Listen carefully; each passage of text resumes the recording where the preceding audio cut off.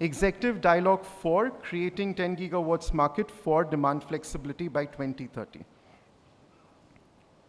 The increasing share of renewables in India's grid power and the proliferation of decentralized power generation has created the need for demand flexibility, amongst other solutions for cost-effective renewable grid integration. Whilst demand-side management is not a new concept in India, demand flexibility to support renewable integration and decarbonization is relatively new and is limited to small-scale pilots just in a few states. Buildings with new energy technologies have the potential to interact with the grid rather than only passively drawing power from the grid. The session will discuss the strategies and the way forward for the Indian grid to scale up demand flexibility measures and create an ecosystem for demand flexibility, including the technology and infrastructure needed, enhancing grid resilience, regulatory reforms, and business models. The session will be chaired by Mr. Pramod Kumar Singh, Senior Director, Research and Programs, AEEE. Mr. Singh has spent the last 15 years in clean energy research and consulting for the government, the private sector, international development agencies, and philanthropies. He has led projects related to energy efficiency, renewable energy, climate change, and power in India, Australia, the US, and many other countries. Prior to AEEE, he was leading the advanced technologies objectives of USAID's SAREP program. Sir, it's a pleasure to have you. Thank you. And I would now welcome the panelists to join our session chair, Shri Himanshu Chawla, Joint Director, Tariff Engineering, the Delhi Electricity Regulatory Commission. Shri Chawla. Shri Himanshu Chawla has an experience of around 13 years in the power sector across various domains like generation, consultancy, and regulatory. He started his career at Essar Power in Gujarat. Thereafter, he was in ICRA Mumbai. At his current role in the Delhi Electricity Regulatory Commission, he works with an objective to supply affordable, good quality, and green power to his consumers. Next, we have Mr. Gopal K. Narya, Vice President, BSES Rajdhani Power Limited. Mr. Gopal K. Narya has 30 years of experience in power distribution, transmission, and generation. Currently, he oversees central engineering services, automation, demand-side management, PAT, energy audit and analytics, non-tariff income, O&M, asset management. Previously, he's occupied leadership roles at Reliance Infrastructure Limited, GIPCL, and the Ahmedabad Electricity Company Limited. Sir, it's a pleasure to have you. Mr. Matt O'Keefe, Head of OPower, Oracle Energy and Water. Matt sets the strategic direction and oversees the global operations of OPower, focusing on energy efficiency, demand response, customer engagement, and smart grid projects. He has served on the board of directors of the California Efficiency and Demand Management Council since 2017, and previously on the board of directors of the Canadian Energy Efficiency Alliance. Matt, pleasure to have you. And last, but by no means the least, Ms. Meenal Sutaria, Associate Partner and Director at MPN Systems Advisory Private Limited. Meenal has over 2 decades of experience in research, design, development, and execution of climate action programs. She has worked extensively in the building sector, especially high-performance building design, post-occupancy modeling, and grid interactiveness. She also works strategically in the demand flexibility and demand-side management areas. Pleasure to have you, Meenal. Hi. Before we start with the executive dialogue, we would want to launch the white paper on customer engagement, a tool for utility-driven demand-side management. And for this, I would like to call upon stage to join our panelists in session chair, Dr. Satish Kumar and Dr. Bhaskar Natarajan.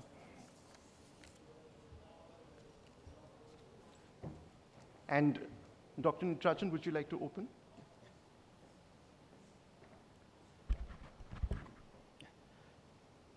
Good afternoon. This report that we are launching primarily mentions how increased customer engagement with the utilities and the customer can result in significant energy savings for the customer. This is a program that has been in vogue in several European and American utilities, where the utilities continue to provide a stream of information on how much are you consuming, how much is your neighbor consuming, how much are people in your similar residential areas consuming. They also give you information on energy efficiency products, information on rebates that are available, etc. And this is something that is yet to take place in the Indian utilities. Over the last 2-3 years, it is heartening to note that almost all the utilities are engaging with their customers on the social media. And there is a chief engineer level person in most utilities looking after communication, outreach, and social media. And there is a team that constantly interacts with the social media to exchange information. We hope this report, which was jointly prepared by AEEE and Oracle Water and Power, will be the forerunner for large-scale behavior energy efficiency programs to be launched in the Indian utilities. We are pleased to launch this report at this event.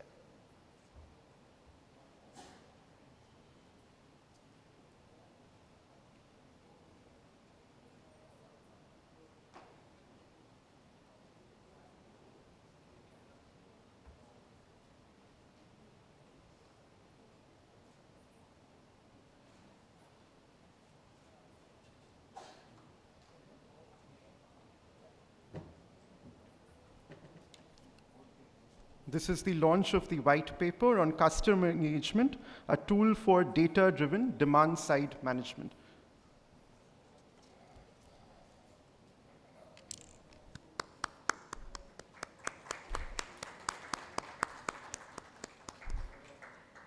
Thank you. Thank you very much. Dr. Bhaskar. Sir, thank you. Pramod, over to you. Thank you, Akash. And I welcome once again all the panelists. Today we not only have a good mix of organizations in the panel, but also the right kind of speakers who have the hands-on experience of working on this topic. But as a group, we have a challenge. It's already 1, and we are standing between our audience and lunch. So why not we offer our audience a perfect thali, which will have all elements related to demand flexibility. So that's a challenge, we take it. And to get everyone's taste buds tingling, maybe I'll give a 2-minute context of why demand flexibility and why it is important. Perhaps some of you would know, but may not everyone. 15 years back, India came up with a model regulation on demand-side management. And as part of the regulations, there were 6 strategies identified with respect to managing demand by interfering on the customer end, related to peak clipping, valley filling, strategic load growth, demand shifting, flexible load management, everything that one could think of. And I may not be updated with the latest numbers, but till a year back, more than 30 states and union territories had notified those regulations. But when we look at the genesis of those regulations, it was set up in 2008, so the latter part of 2000 decade. And at that time, the pressure points were different. Country was going through extreme shortage, both in terms of meeting peak requirement, as well as energy requirement. And now, if we look at today, in this decade, the pressure points are different. Of course, there is a need to meet our future demand growth. CEA has forecasted that in the next 10 years, India's peak demand will increase from 210 gigawatt to more than 360 gigawatt. I'm not sure whether the increased rate of electrification on the transport side, as well as the hydrogen revolution that everyone is talking about, has been factored in that demand or not. We look at energy prices. Now, even with 2.5 rupees, 3 rupees of renewable electricity, has the energy prices gone down? No. It's increasing every year. The average power purchase cost remains more than 5 rupees. We look at the situation of reliability. As a country, we have done excellent. The supply hours have increased, but we are still facing a lot of interruptions. So it could be momentary in nature, but the number of interruptions remain. Resilience. Due to climate change, the extreme number of events are increasing. So we need to make our system more resilient. So that's how the objectives have not only gotten complicated in this scenario, and how from the demand side we can enable a situation or a market that complements the supply side measures. So that's something we'll be discussing over the next 45 minutes. And the format that I have in mind is we'll follow a 3-course menu. I'll start with a starter round of questions with all panelists. And Meena, you being the only female, maybe I'll start with you. Can you please share what is the overarching state of demand flexibility in India and how it is evolving?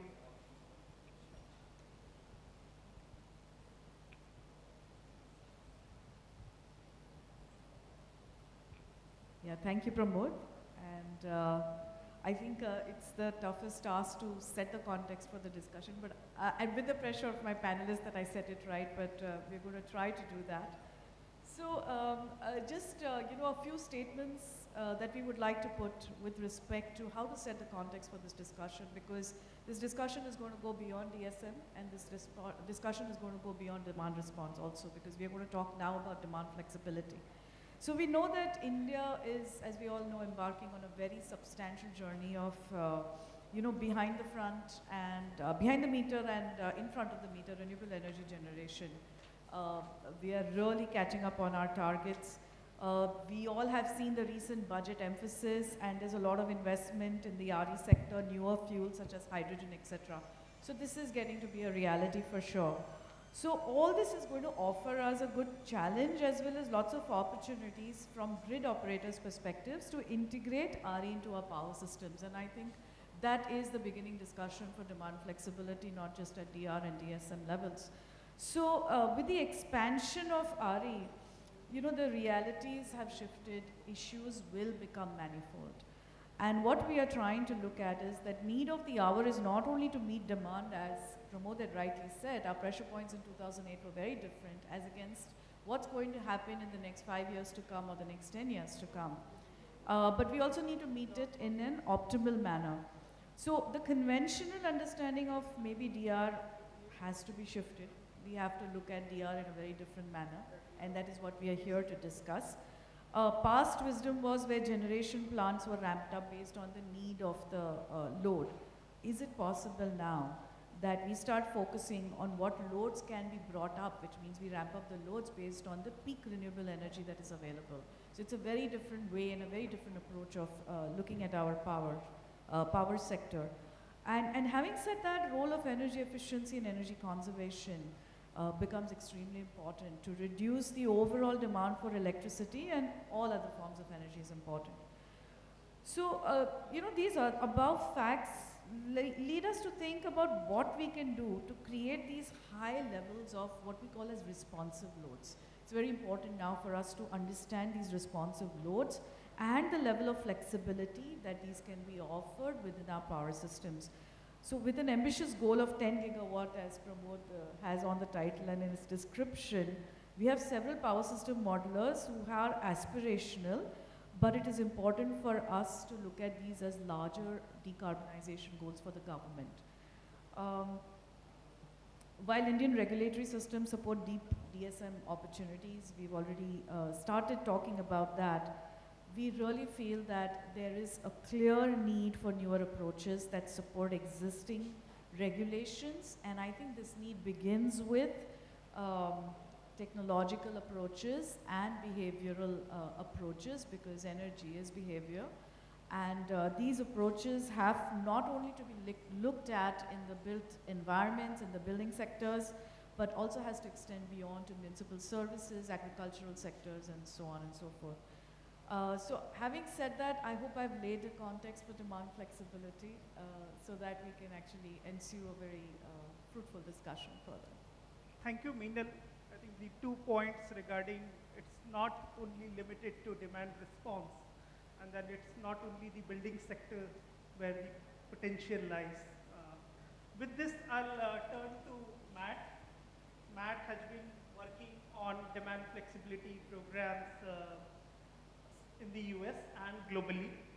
And Matt, if you can take us through the journey of how demand flexibility programs have evolved in the States, when it started, where it is currently there, and how over the years it has become integral to the overall resource planning. Thank you. This is a question I've dreamed to be asked at a party, and no one's ever asked me this before. So I'm glad to get the opportunity to talk through that today. That same 15 years ago in 2008, that was discussed earlier for the establishment of energy efficiency rules, was when O-Power, the company I now lead, was founded. And the idea was how to take advantage of this vast untapped resource, which was the average everyday people. And average everyday people were consuming in normal ways, nothing too excessive, but there was a lot that could be asked of them for small changes to make at any given time. And so year after year, we worked with regulatory commissions across the US, North America, and then globally to help folks to think through regular customers as a resource. And what we meant by that was, how do we engage en masse across hundreds of thousands, then millions of customers at once, to ask folks to make small individual changes? And year after year, as things grew, we got to a point where we are now saving 30 terawatt hours of energy, equivalent to the taking 4 million cars off the road each year as emissions are concerned. And so this scale was not something we ever imagined from an efficiency perspective.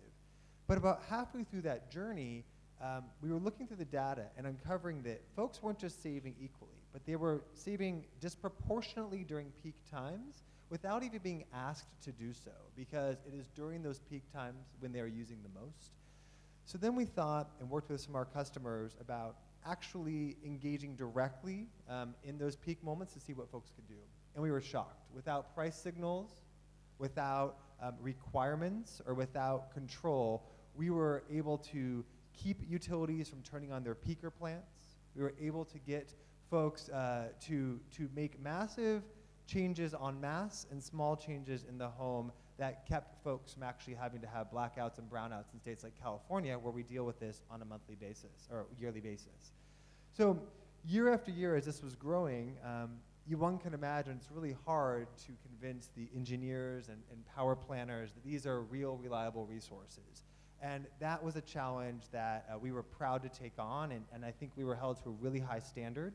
And at this stage, most of the most complex North American markets do include large portions of their broader potential for demand reduction and efficiency reduction to come from efficiency programs that are in the residential sector driven by behavior.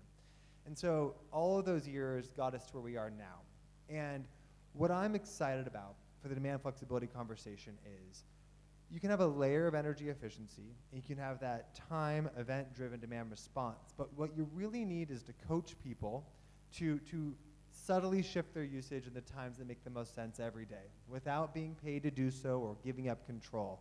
And we're shocked that we are still seeing those results by just giving people some pretty basic information.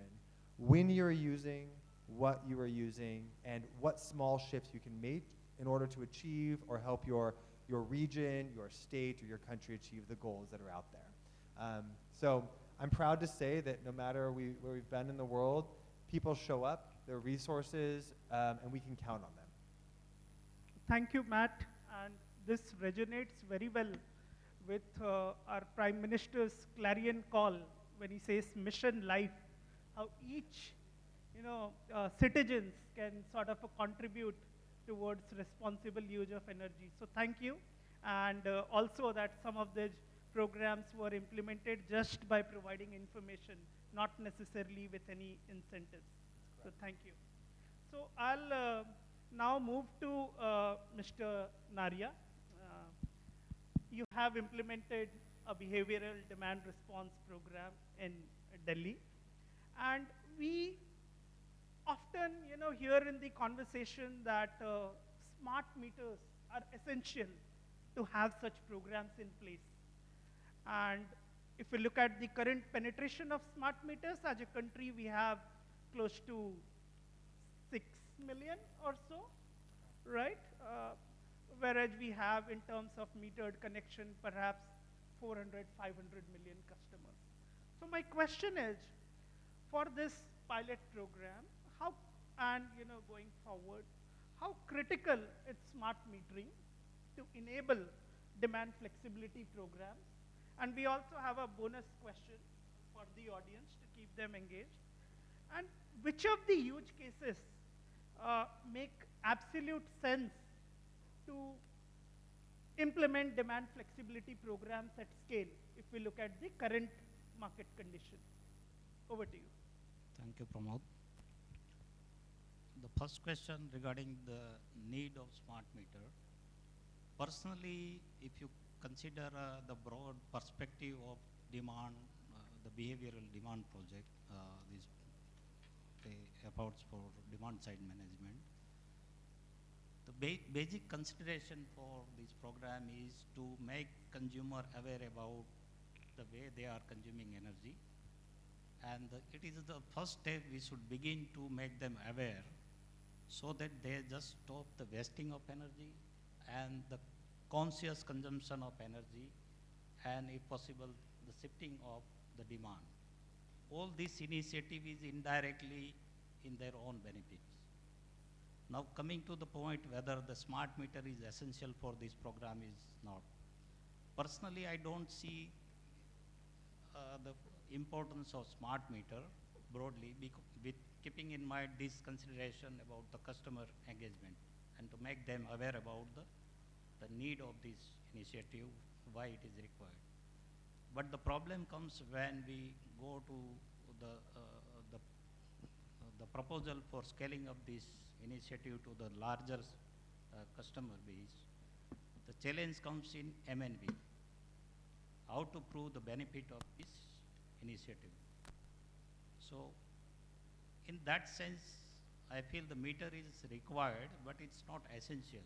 But we should implement this initiative without waiting for deployment of the smart meters.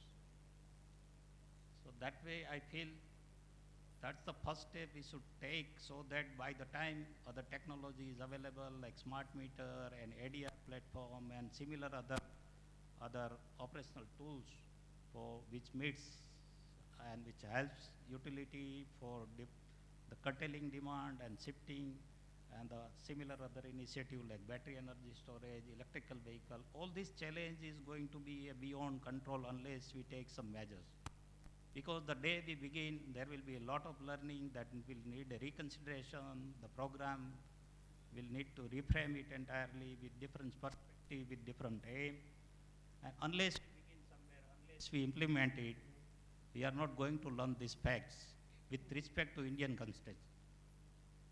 So that's very important for us to implement this program, particularly in metro city, at least not in the entire country. Because there are so many challenges we discussed in the previous session about the peak. It is going to be beyond the control of all the stakeholders involved in entire energy chain.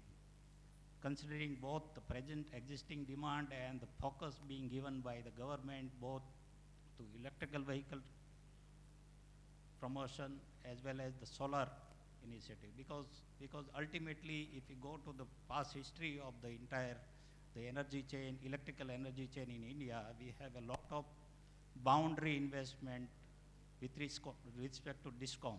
Boundary investment, I mean, we have invested heavily on building a generation capacity. We have invested heavily on transmission capacity. We are again investing heavily for solar generation, solar-based generation. We are again investing heavily for battery energy storage.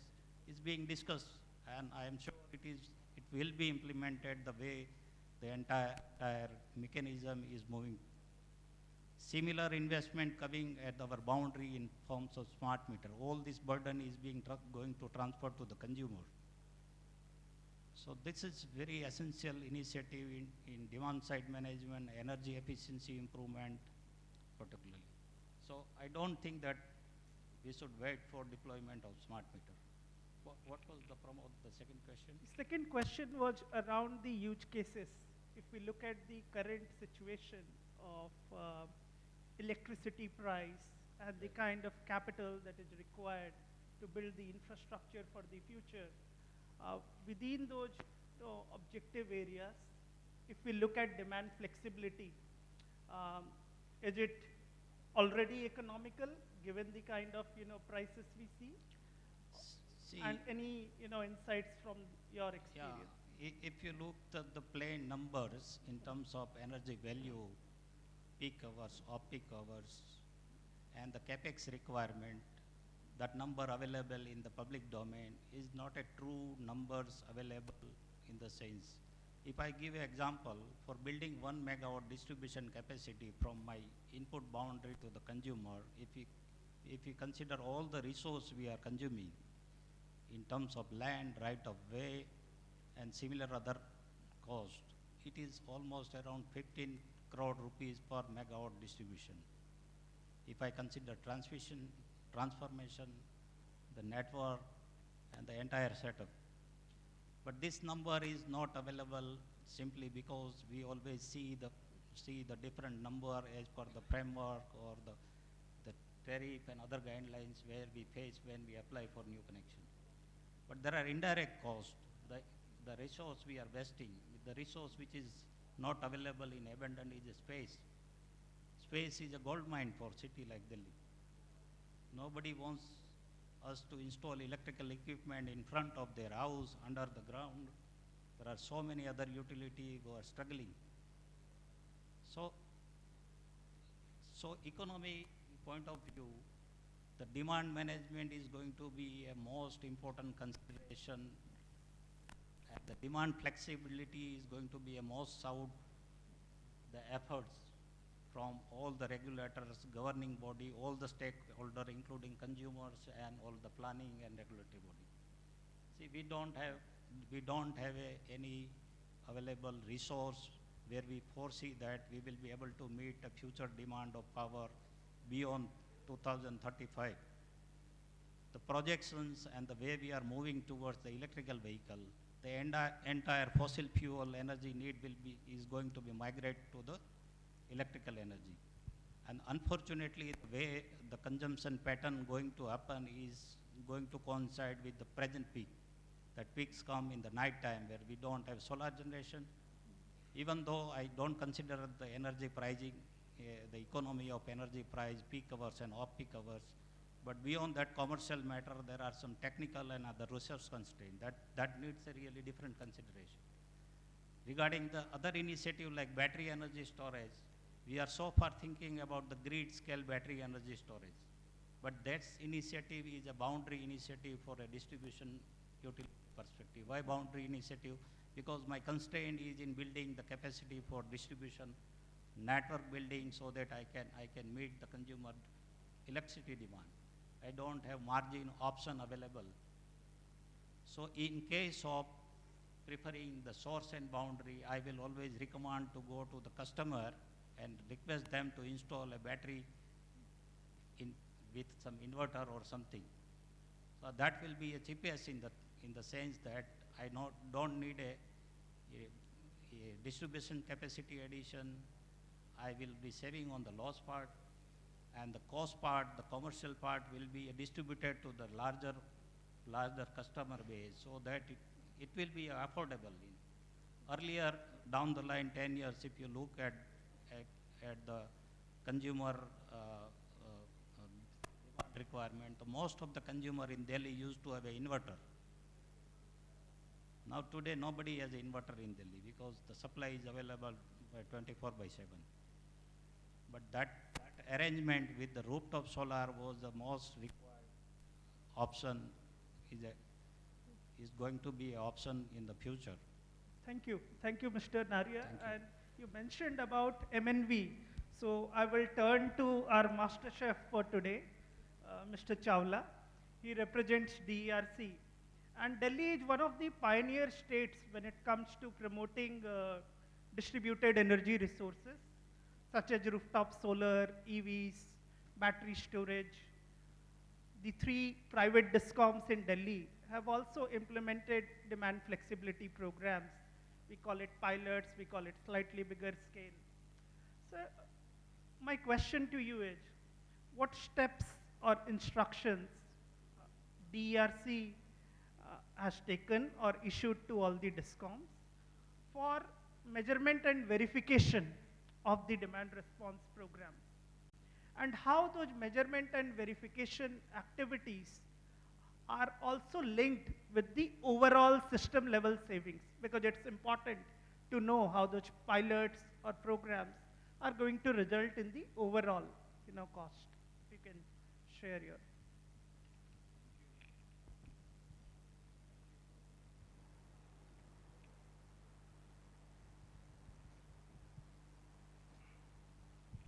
Thank you, Pramod. As a regulator, our first thought is to implement any initiative, be it demand side management or under any other regulatory measure, first through a pilot, so as to assess its requirement, its cost benefit analysis during that pilot phase, and then and only then it should be launched on a commercial basis. So if we talk about certain need of the hour, so the first need of the hour which I foresee is the RE integration. As we are all going through energy transition phase, so RE integration, and second aspect is generation following demand concept. Basically, in most of the time during a day, we have generation available when there is not that much demand. In the peak period, we land up in purchasing so much of short-term purchases, whereas during the night we have so much of off-peak generation which is being sold off at very lower rate, even lesser than their generation cost in exchanges or maybe through bilateral mode. So as a regulator, we have implemented many concepts. Just to share with you, coming from a conventional designing of demand flexibility is the differential pricing, which is being termed as a time of day tariff. Then we have ADRs and DRs also for all the DISCOMs, which have been successfully implemented on the pilot basis, and now it's running quite well on the commercial basis also. Next, as a regulator, we have also promoted consumers not to be just the consumers, but also to be a prosumer. And in this regard, just I would like to highlight that DRC was one of the pioneer regulator to launch group net metering and virtual net metering policies, which is quite, we can say, quite supplementing the net metering. Delhi is a landlocked city. We don't have that much spaces to install the ground-mounted RE projects. But despite being landlocked city, we have successfully installed 180 megawatt under net metering. So to that extent, we can say a DISCOM is relaxed to not to have that much of capex investment, not to have that much of PPA tie-up for future capacities. And even this 180 megawatt is also helping DISCOMs in meeting their RPO compliances, which is a target set at the quite national level and which we follow through regulations. So apart from VNM, GNM, very recently we have come up with a pilot approval to BSES as well as Tata related to vehicle to grid. A lot of charging stations are there in Delhi wherein batteries are still not being utilized 100% because EVs have not picked up just. But so many charging stations with so much of idle battery idle battery installation is there.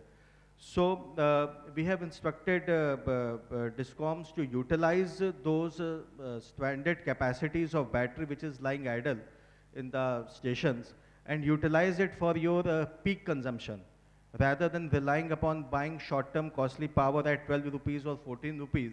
If we see the last year figures when the coal blending issue was there, so even the CRC was forced enough to have a price capping of 12 rupees per unit for 3-4 months. So that higher prices are still going on in the exchanges. So what better we can have is to have embedded generation, utilize those embedded generation effectively. So batteries, idle batteries and the vehicle to grid concept will offset the peak purchases of the DISCOM. It will optimize their power purchase cost and the benefit will be passed on to the consumers. So apart from this VNM, GNM, vehicle to grid, hopefully very soon we will also be coming out with a concept of peer-to-peer transactions through blockchain technology. That will also promote more increase of net metering in Delhi. We have already installed 180, 185 megawatt under rooftop solar, be it VNM, GNM or a simple net metering concepts. So as far as the M&V goes, Pramod, what you asked about, so a complete cost benefit analysis. So first of all, a demand supply followed by a cost benefit analysis is definitely being taken.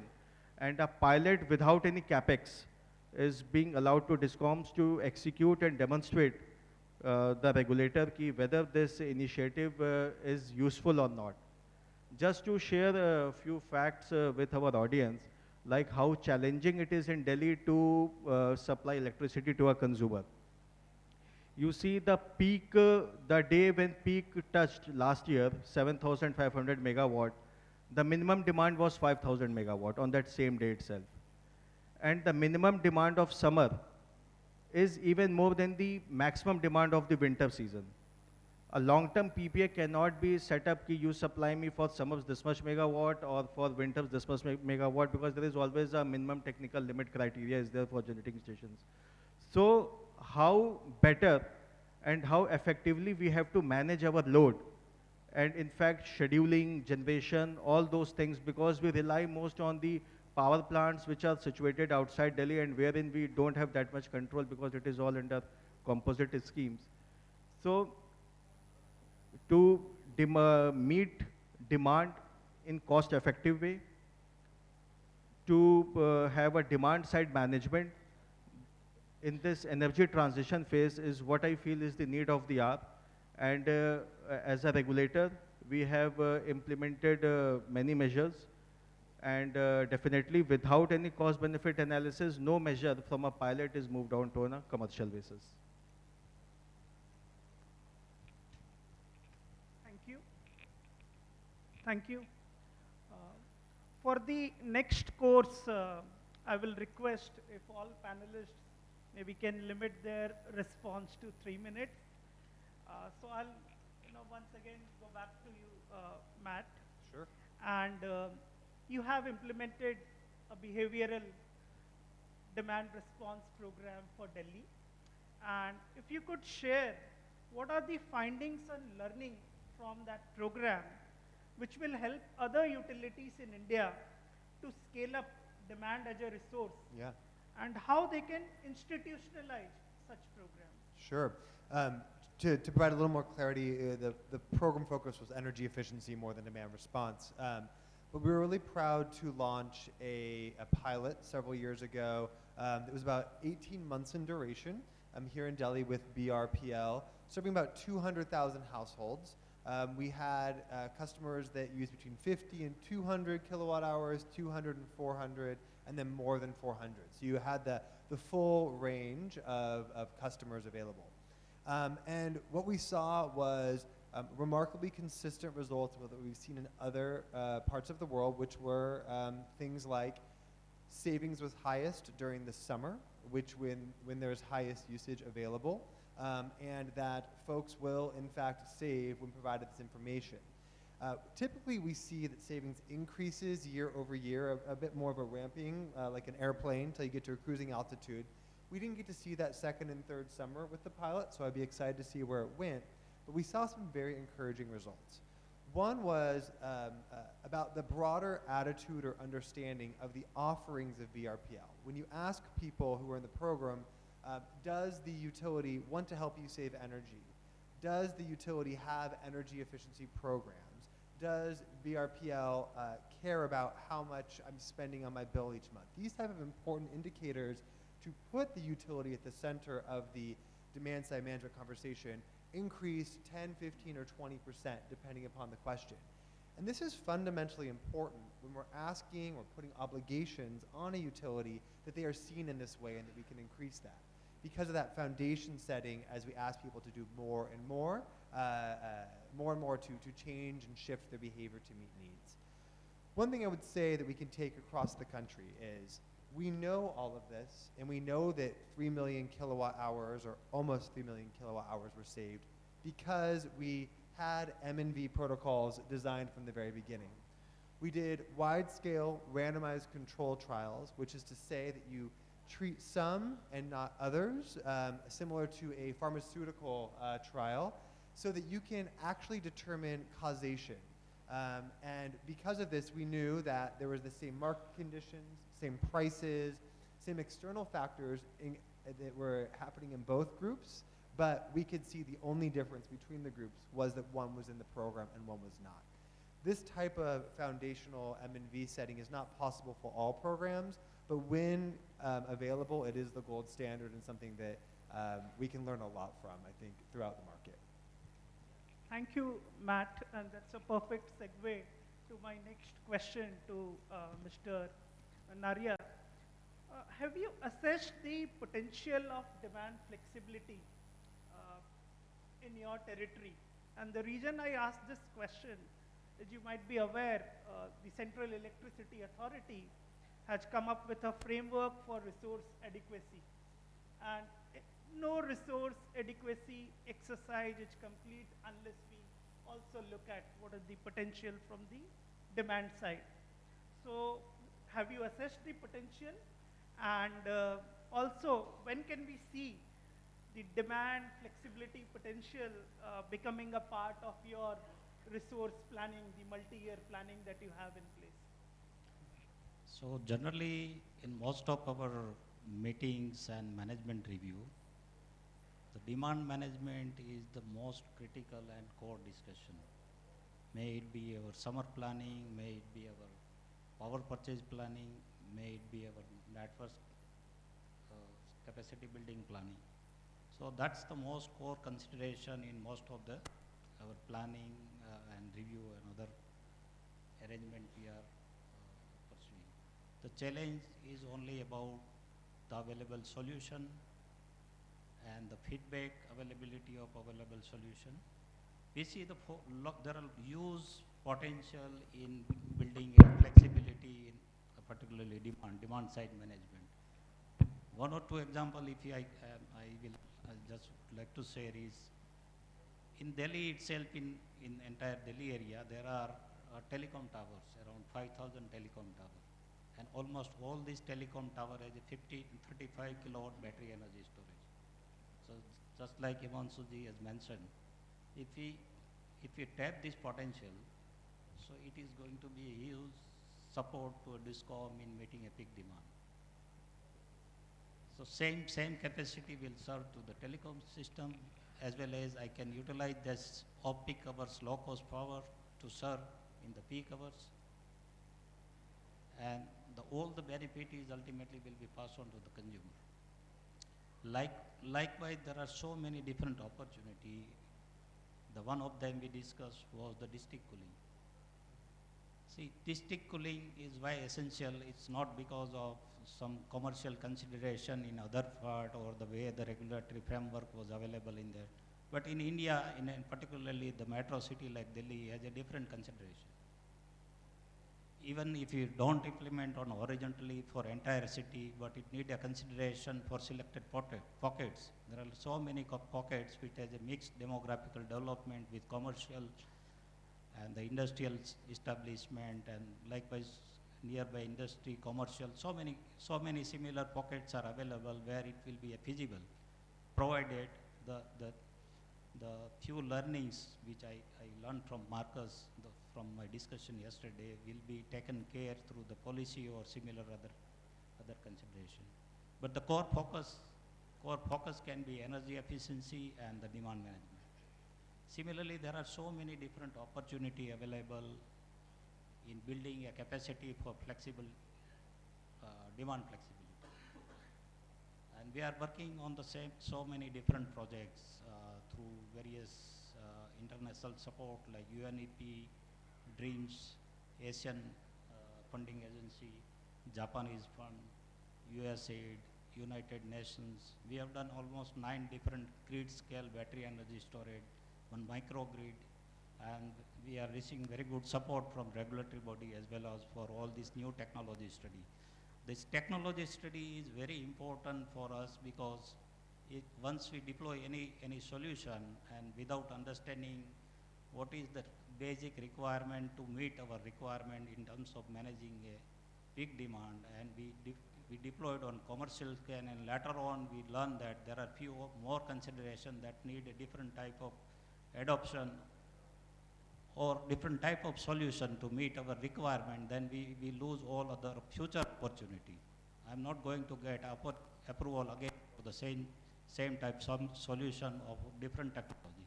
So that's why we are just understanding the whole available solution. We have given chance to so many startups. We are also working with IIM Ahmedabad, IIT Delhi, IIT Roorkee, so many different institutes just to understand the available technical solution. Mostly our focus is more on ADR based solution on the technical front, and the most 1 or 2 very essential requirement just to manage the peak demand in future is a hyper automation. Hyper automation needs a total integration from smart home to the whole gadgets, and today we have a lot of advantage in this area because most of the gadgets and appliances are smart. They can have an interaction, they can have a control through some mechanism. Only it need a different consideration because most of the developers of appliances are developing their product keeping in mind the service to the consumer and some control or some smartness in their appliance and their commercial requirement of that particularly developer.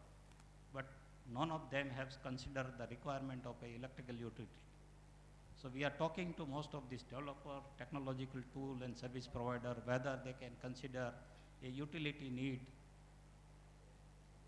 So we are also working with charging infra developer, fleet management company, likewise battery energy storage solution provider, behavioral ADR solution, digital twin solution, and ADMS is also a really good consideration because all these solutions are designed just for a standalone, a particular case. But hyper-automation will enable the natural intelligence that we are going to get instead of artificial intelligence. Because artificial intelligence has so many use cases, but particularly for building a capacity for demand we are running, need a different type of consideration so that natural intelligence will help us directly. And it will give us an absolute term result instead of some presumptive numbers. So that way we are working on so many projects, and we are very much hopeful that down the line within a few years we are going to find a solution which will be helpful to all the stakeholders in the energy chains. Thank you. Thank you. I think you mentioned how Delhi and Manshuji also mentioned exploring different types of technologies and solutions. We don't know which technology will work best, but it's great to know that you are at least exploring all solutions. Maybe a couple of years down the line, we'll see some large, programs coming up once it's there. So one question to you, Meenal, and if you can, do a very quick response on that. We have seen so many demand flexibility pilots in India, mainly demand response programs. But beyond the pilots, they did not scale up. So what type of regulatory push or business models are required to scale up those programs? So I will really try to be crisp on this, Pramod. I think some of these answers may be kind of straightforward. We are actually looking at them in the eye. One of the first things is that across the country, we may not have many willing utilities, you know, to actually start participating or start creating these programs for the lack of revenue. Because I think today we need to have a far more creative financial mechanism and a business model or a structure within the power markets to be able to support a huge or a very large and a complex activity like demand flexibility. So having said that, I think a couple of things that I can just quickly think about is that, like, one of the things I remember speaking to somebody, and you know, they said that, you know, any penal provision for the lack of power factor correction, so what they have to pay and what they lose out on that. So there are some very small things that are still there existing within our regulatory mechanisms, which really need to still be looked at carefully, because we are going to be looking at, when we look at demand flexibility, we are looking at a very different interactivity with the grid. So now it's not only the grid that's providing, but it's being interacted with by the consumer and the prosumer. So just to take you all back to the larger picture, I think in 2020 we did see wholesale power markets. We saw the green power markets come up, which actually transformed a few things. We could meet up a few of our goals. However, some things which is additionally substantially missing is, you know, the lack of, when you want to do interstate trade, there's lack of transmission infrastructure. We don't have those things in place yet to scale up. So like you rightly said, local pilots work, but if I'm going to look at scale up at a regional level, I don't have that. Low level of liquidity in the wholesale markets, I think that is still very prevalent, and you know, we are thinking about how to get around that, but let's see what to do. The other thing which pinches everybody is the power purchase agreements, the long-term power purchase agreements, and I think demand flexibility program really needs to see some more creative versions of that. So the PPAs is something that really, you know, is not very DISCOM friendly, and it really is very difficult for them to work with.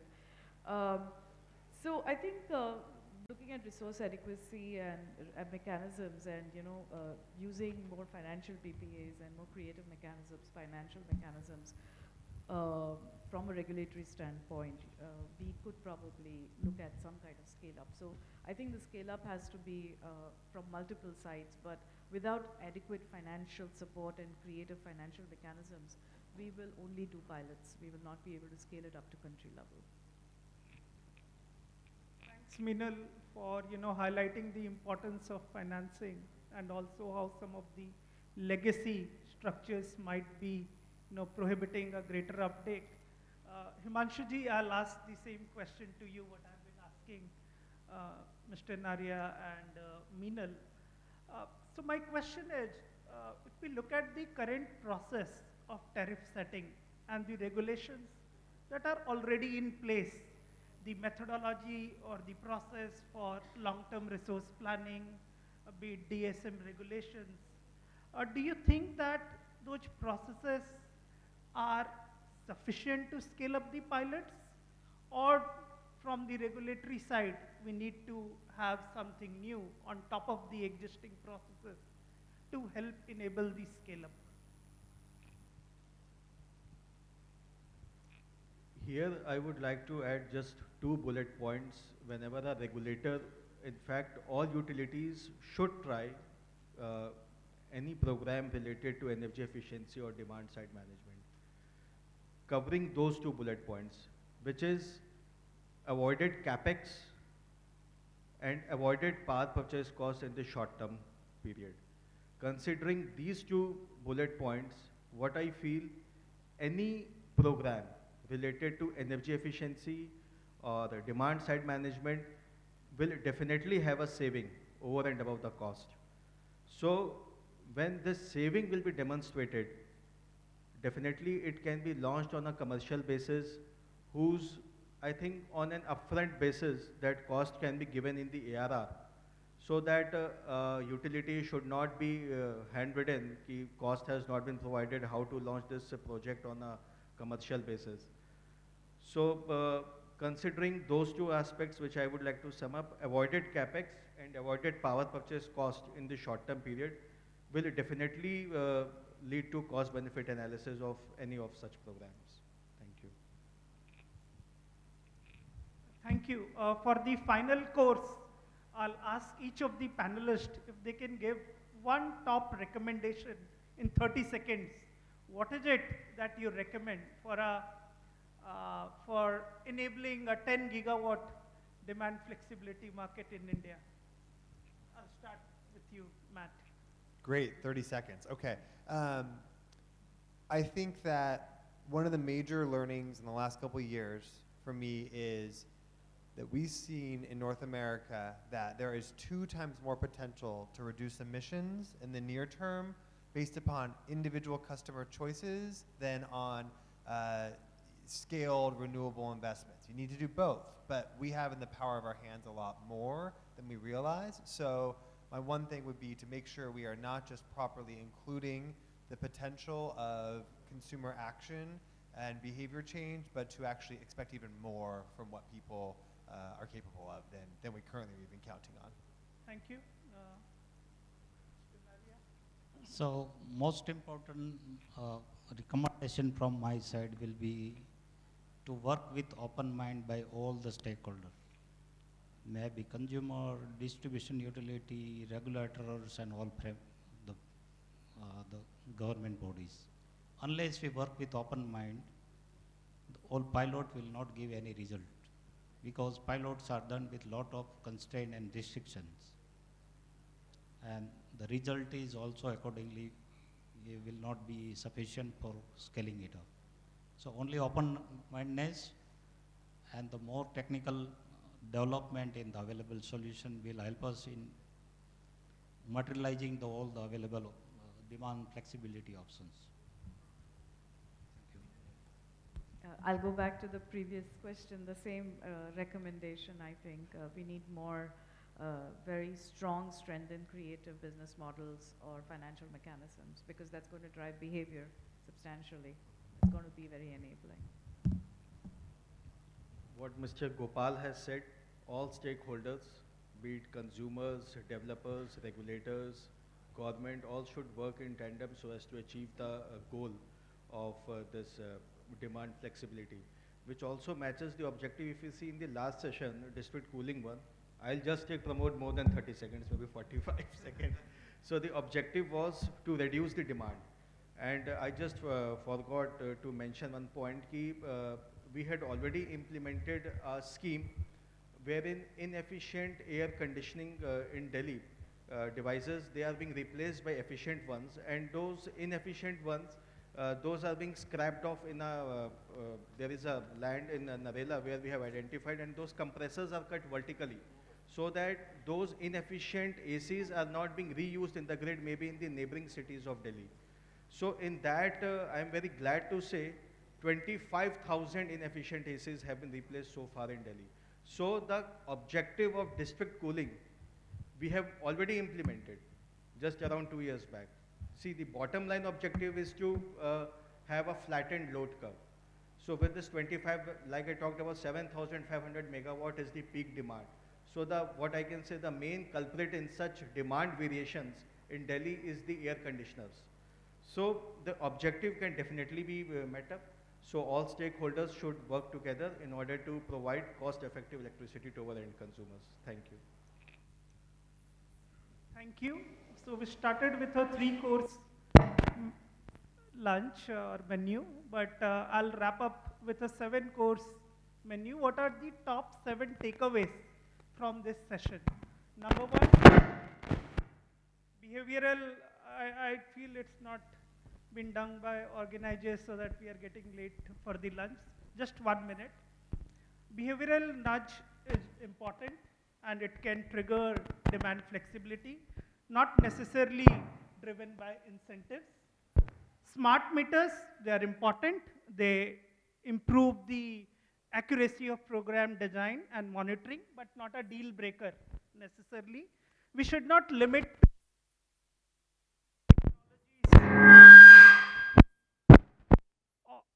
or solutions.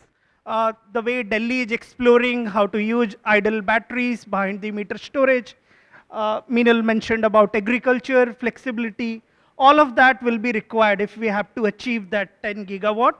Whenever we are doing a pilots, make sure that it is supported by a very robust cost-benefit analysis from the very beginning. Avoided capex, avoided power purchase cost in the short term. Important to have blessings from the regulators. We should approach this topic with an open mind, involving all the stakeholders, and then financing is important. So those are the 7 takeaways, at least for me, from this session. Thank you. Over to you, Akash.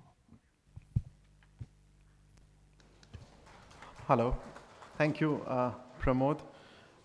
Sorry to hurry you up, but we really need to sort of wrap up just in the interest of time so that we can sort of keep to the program. My thanks to you, Pramod, for chairing this session so ably. Thank you very much. Shri Himanshu Chavla, Mr. Gopal K. Narya, Matt, and Meenal, thank you very much for joining us today and for this excellent executive dialogue. May I request Pramod to kindly thank our panelists with sort of our mementos. Thank you very much.